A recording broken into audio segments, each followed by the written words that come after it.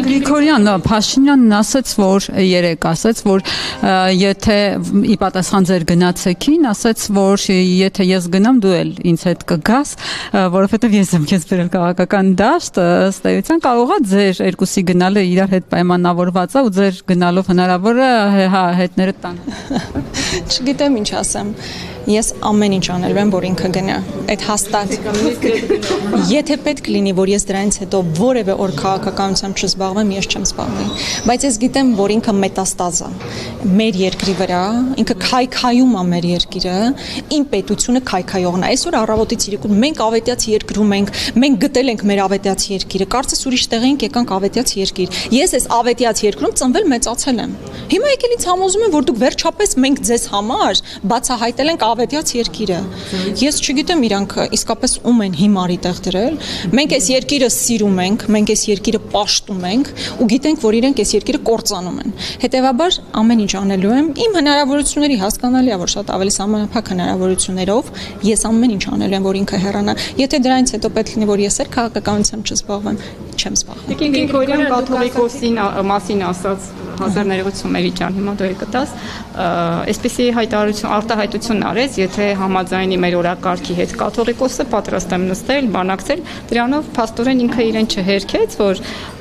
կաթողիկոսին հետապնդում է, որովհետև, չգիտեմ, մերժել է Աստծուն, խախտել է կանոնակարգը եւ այլն, բայց հիմա պատրաստ է, եթե ընդունի օրակարգը, երևի կառավարության ծրագրի մասին էր, խոսքը ծրագրի շեշտադրում էր, պատրաստ է նստել եւ բանակցել։ Դրասին դերևի Արցախի անունը չտալու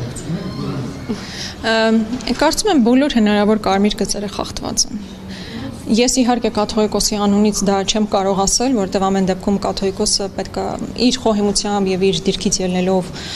հարցերին մոտենում է, բայց այնքան կարմիր գծեր են խախտվել, որ դրանից հետո ավազանի անունով դիմելուց, ամենավերջին վիրավորական հայտարարություն անելուց հետո անմեղ գառան դեմքով կանգնել ասել, ես հիմա կարող եմ նստել, քննարկել, բանակցել, չգիտեմ, էլի մեծ դիսոնանս է առաջացնում դա ինձ մոտ, բայց առհասարակ եկեղեցու դեմ իրականացվողը իսկապես անձերի մասին չէ, եկեղեցու որպես ինստիտուտի եւ նաեւ համահայկական ազգային արժեքները պահող ինստիտուտի դեմ պայքար է։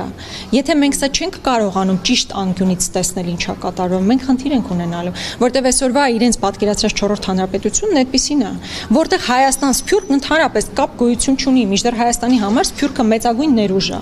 Եկեղեցին, որ ազգապահպան ինստիտուտ է ամբողջ աշխարհով, որտեղ գնում ես, որ երկիր գնում ես, այդ քաղաքում, այդ երկրում եկեղեցի կա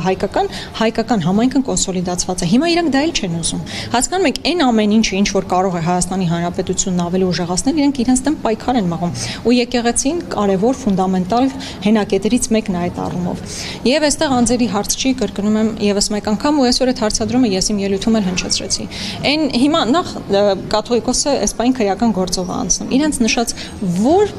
որ մեղքի համար է ինքը անցնում, սա առհասարակ հակասահմանադրական է, բարոյական բոլոր հարթության մեջ մեր արձանագրումներն արել ենք այս կոնֆլիկտի մասով, բայց սա նաեւ հակասահմանադրական է, որովհետև եկեղեցին անջատ է պետությունից, իսկ այսօր պետության փաստացի ղեկավարը ուղիղ միջամտում է, չի ասում լավ կլինի որ գնա, ասում է ինքը պիտի գնա, իրան փոխարինող պետք է նշանակենք, հետո կանոնական ինչ որ նորմեր պետք է ընդունենք, դու ես որ նման բաներ հայտարարես, դու ինչ կապ ունես այդ ամեն ինչի հետ։